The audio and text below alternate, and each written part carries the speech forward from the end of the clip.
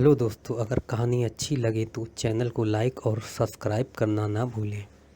दिल की आरज़ू है कि हम सफ़र मेरा मिल जाए, वो हमसे मोहब्बत करे या ना करे, उनकी यादों में मेरा दिल जाए। चलो आज तुम्हें अपने फैमिली से मिलवा दूं। राजा ने रानी का हाथ थाम कर फिर से कहा। रानी खुशी से चीख पड़ी। सच उसके चेहरे पर शर्म की लाली बिखर गई। माहौल में और भी रंग भरते हुए राजा ने कहा, सोचता हूँ लगे हाथ उनसे हमारी शादी का दिन भी तय करवा लूँ। रानी ने होले से पलके उठाते हुए कहा, सीधे शब्दों में कहो ना कि तुम मुझे प्रपोज कर रहे हो। इतने निराले अंदाज में तो कभी किसी ने प्रपोज नहीं किया होगा। रानी बात सुनकर राजा हंस पड़ा, फिर गंभीर होता हुआ बोला, सच रानी, बहुत प्यार करने लगा हूँ। तुम्हें और तुमसे जुदा होकर जीने की बात सोच भी नहीं सकता। इसलिए चाहता हूँ जल्द से जल्द हमारे रिश्ते को घर वाले भी आज्ञा मिल जाए। ज़रूर मिल जाएगी आज्ञा। बताओ कब चलना है, कल कैसा रहेगा? एक्चुअली कल शनिवार है। सुबह निकलेंगे तो शाम से पहले कानपुर पहुंच जाएंगे, फिर संडे वापस दिल्ली। वेरी गुड, मैं नॉर्मल ड्रेस पहन कर चलूँगी ताकि तुम्हारे फैमिली को एक नज़र में पसंद आ जाऊं। कहकर उसने अपना सिर राजा के कंधों पर टिका दिया। रानी और राजा एक ही ऑफिस में पिछले 6 सालों से साथ काम करते आ रहे हैं। रानी और दिल्ली में पढ़ाई के साथ पार्ट टाइम जॉब करती है। इधर राजा कानपुर से अपने सपनों को पूरा करने के लिए दिल्ली आया हुआ है। दोनों इतने में साथ हैं, एक दूसरे को पसंद भी करते हैं, पर आज पहली दफ़ा राजा ने साफ तौर पर रानी का दिल की बात कह दी। दोनों के दिल सुनहरे सपनों की दुनिया में खो गए थे। अगले दिन सुबह ट्रेन थी। रानी एक सुंदर हल्के नीले रंग का फ्रॉक सूट पहना, उस पर गुलाबी रंग का काम किया हुआ दुपट्टा लिया, माथे पर लाल रंग की बिंदी लगाई, होठों पर हल्का गुलाबी लिपस्टिक लगाकर बालों को खुले छोड़ दिए। हाई हील्स पहनकर जब वह राजा के सामने आई तो वह आहें भरता हुआ बोला, आज तो महताब जमीन पर उतर आया है। साथ साथ चलेगी रोशनी सारी रात। मिस्टर शायर, आप कहो तो हम प्रस्थान करें। मुस्कुराकर रानी ने कहा और दोनों एक दूसरे का हाथ पकड़े आगे बढ़ गए। पूरे रास्ते दोनों भावी जीवन के सामने सपने देखते रहे। घर पहुंचकर राजा ने बेल बजाई तो रानी का दिल धड़क उठा। वह पहली बार अपनी भावी सास ससुर से मिलने वाली थी। दरवाज़ा राजा की माँ ने खोला।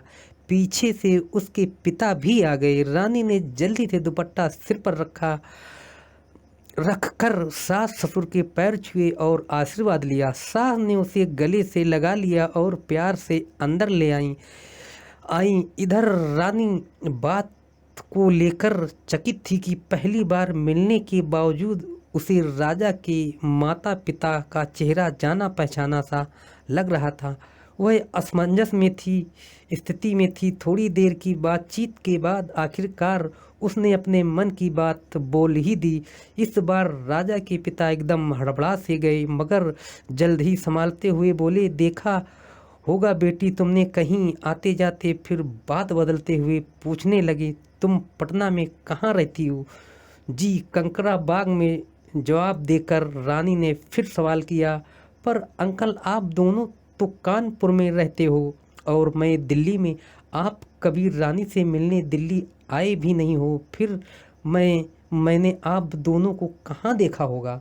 राजा की माँ ने बात बात संभालने की कोशिश की और बोली, बेटी, एक जैसे चेहरे वाले भी बहुत से लोग होते हैं। वह सब छोड़ और यह बता कि मुझे पसंद क्या है, वही बना देती हूँ।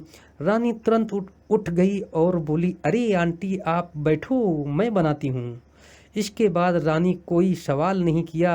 खाते पीते और बातें करते समय रात हो गई, पता ही नहीं चला। सास ने रानी अपने कमरे में सोने के लिए बुला ली। रानी ने टेबल पर रखी तस्वीर देखते हुए पूछा, आंटी जी अपनी पुरानी तस्वीर दिखाइए ना, और आप दोनों की शादी की तस्वीर भी। अरे बेटी, अब पुरानी तस्वीर कौन निकाले, अंदर कहीं संदूक में पड़ी होगी। और वैसे भी हमने कोर्ट मैरिज की थी। कोर्ट मैरिज क्या बात है आंटी, उस जमाने में आपने कोर्ट मैरिज कर ली। अब चलो सो जा रानी, पुरानी बातें याद करने से कोई फायदा नहीं, कहकर सास करवट बदल कर सो गई। इधर रानी ख्यालों में डूबी रही। अगले दिन दोनों दिल्ली के लिए वापस रवाना हो गए। रानी मन में अभी भी कुछ उलझने थी, मगर राजा बहुत खुश था। रानी से लेकर उसके माँ बाप का रिस्पांस पॉजिटिव हो था। रानी अपने मन की बात राजा को नहीं बताई। वह उसकी खुशी में कोई बाधा पहुँचाना जो नहीं चाहती थी। दिल्ली पहुंचकर रानी ने गेट पर खोज खबर निकालने की कोशिश की, मगर कुछ पता नहीं चला। फिर उसने राजा के माँ बाप के साथ अपनी फ़ोटो अपने फैमिली शेयर की और लिखा, यह फ़ोटो मेरे सबसे अच्छे दोस्त मम्मी पापा की है। उनसे पहली बार मिलने के बावजूद उनका चेहरा जाना पहचाना सा लगा। क्या आप उन्हें पहचानते हैं? रानी के पिता ने जवाब दिया, चेहरे पहचाने से लगते हैं पर याद नहीं आता है कि कौन है। जवाब पढ़कर रानी रह गई। धीरे धीरे बात उसके दिलो दिमाग में उतरती गई। कुछ दिन बाद गर्मी की छुट्टियों में रानी ने अपने घर पटना जाने की तैयारी शुरू कर दी। पटना जाने से लेकर वह उत्साहित थी, मगर राजा के बिछड़ने के एहसास में मन भारी हो रहा था। किसी तरह राजा ने विदा लेकर वह ट्रेन में बैठ गई।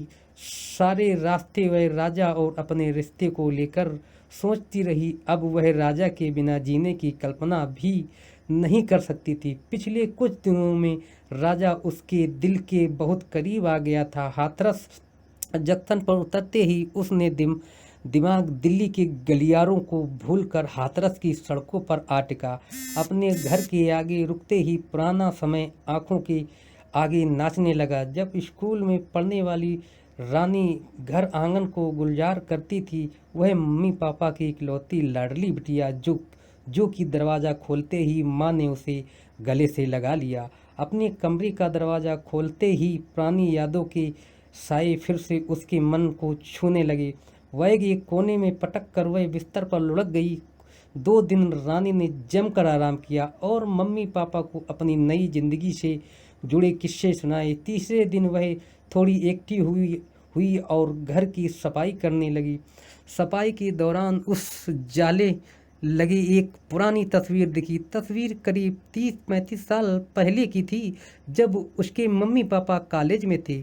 जाले पहुंचकर रानी से तस्वीर देखने लगी कि अचानक उसे तस्वीर में राजा के पिता दिखाई दिए।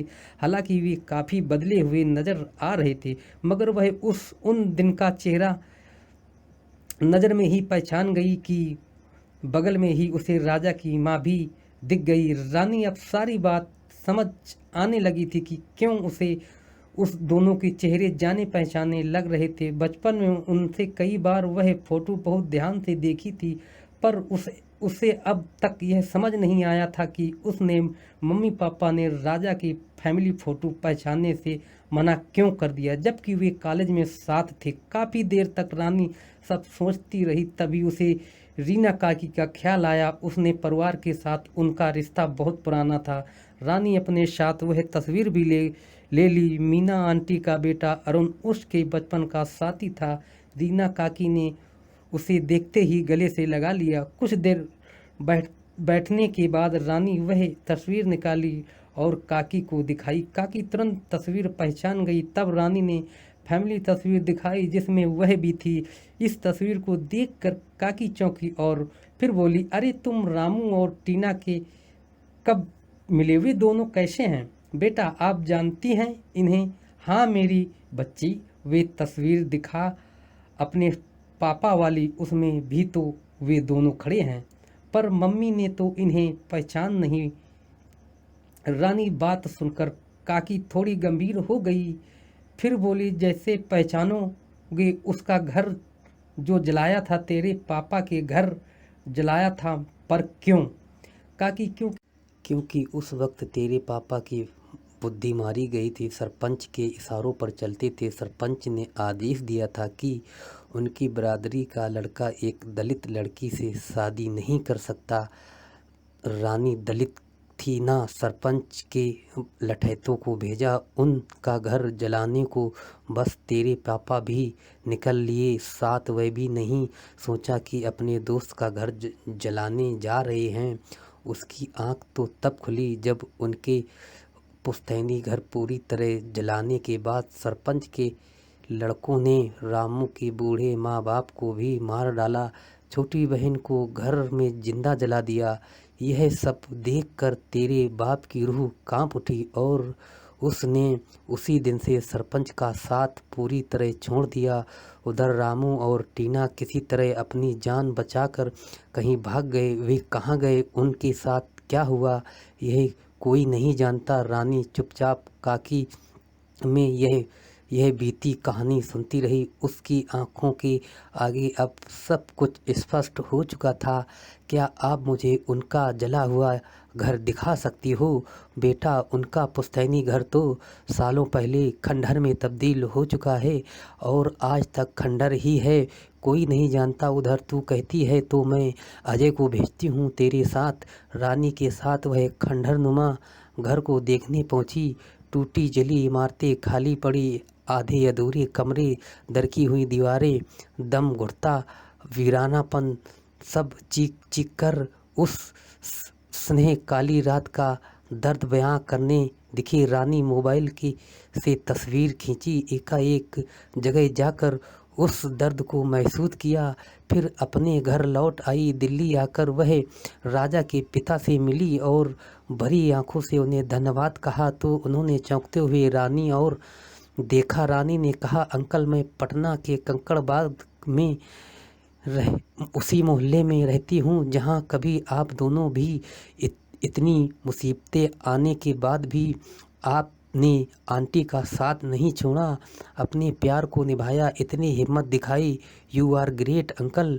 उसकी आंखें सुनकर राजा के पिता की आंखें भर आईं। वे समझ गए कि जो राजा उन्हें बेटे में भी छुपाया वह सब बहु ज्ञान जान चुकी थी। राजा के पिता ने रानी के सर पर आशीर्वाद का हाथ रखा और फिर होले से मुस्कुरा दिए। रानी फैसला कर लिया था कि अब वह जल्द ही राजा से शादी कर लेगी, मगर अपने पिता को हम इस शादी में नहीं बुलाएंगे। राजा ने भी सच्चाई छिपा कर रखी। इस बीच मम्मी ने फ़ोन पर बताया कि अगले सप्ताह पापा का कैटरेक्ट का ऑपरेशन होने वाला है। यह सुनकर उसने राजा से बात की और उसे कोर्ट मैरिज के लिए तैयार कर लिया। कुछ खास लोगों की उपस्थिति में कोर्ट मैरिज कर ली। आर्य समाज तरीके में शादी करने तक वह रानी महसूस कर शादी की तारीख 15 दिन के बाद रखाई, जब उसके पापा का ऑपरेशन हो चुका हो और उसकी शादी में केवल उसकी मम्मी ही आ सके। शादी वाले दिन रानी मम्मी ने राजा की मम्मी को देखा और खुद को रोक नहीं सकी और रानी कहकर एकदम से उनके गले लग गई। 30 साल पुरानी सहेलियां जो मिली थीं, राजा के पिता भी रानी मम्मी को देखकर चकित थे। तीनों भीगी पलकों से पुराने दिन याद करने लगे। नियत समय पर शादी भी हो गई। सारा कार्यक्रम अच्छी तरह निपट गया। रानी की मम्मी अब घर लौटने वाली थी। ट्रेन में बैठने से पहले उन्होंने रानी को गले लगाया और रोती हुई बोली, बेटा, मैं समझ गई हूँ कि तूने ऐसा इंतजाम क्यों किया है ताकि केवल मुझे ही शादी में बुलाना पड़े।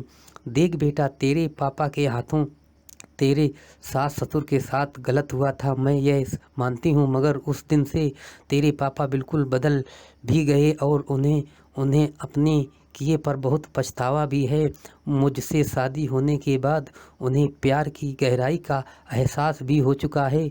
जानती है, मैं सब आ रही थी तो तेरे पापा ने क्या कहा था मम्मी? उन्होंने कहा, मुझे लग रहा है मेरी बच्ची मेरा पाप धोने वाली है। वह उसी दलित लड़की के बेटे से शादी करने वाली है जिसके परिवार को मेरी आंखों के आगे मार दिया गया और मैंने कोई विरोध नहीं किया। मैं सालों से यह दर्द और पछतावा दिल से लिए जी रहा था। मेरी बच्ची उनके रिश्ते जोड़ कर मेरी ज़िंदगी का दर्द थोड़ा कम कर देगी। सच मम्मी पापा सब कुछ समझ गए। रानी आंखें भर आईं। हाँ बेटा, और वे तुझसे बात करके आशीर्वाद देने की हिम्मत नहीं जुटा पा रहे थे।